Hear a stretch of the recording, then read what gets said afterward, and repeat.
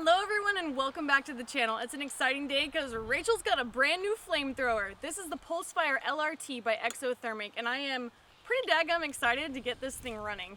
Now, regarding flamethrowers, one of the most asked questions I see is, Rachel, what do you need a flamethrower for? And really, what do you not need a flamethrower for? So the first and probably most obvious thing you think of when you think flamethrower uses is burn a pile of wood. So I've got a tank of fuel, a bunch of logs behind the camera, and we're gonna get this running. Let's go.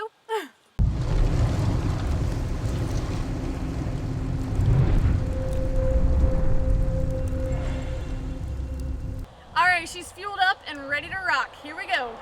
One more stick for good measure. All right, let's shoot this.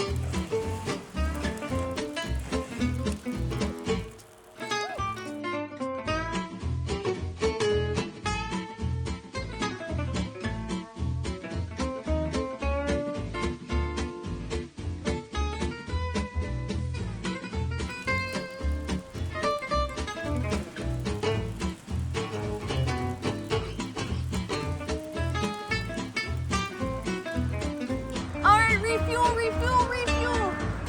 That was a good first run though.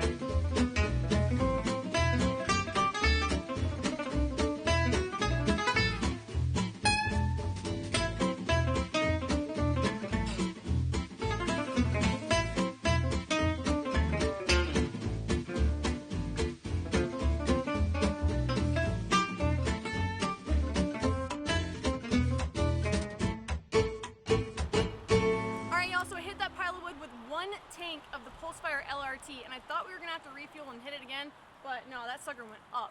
So we're gonna call that good. Flamethrowers are super awesome and great tools to have in your garage. Use responsibly and get yourself one because you need one.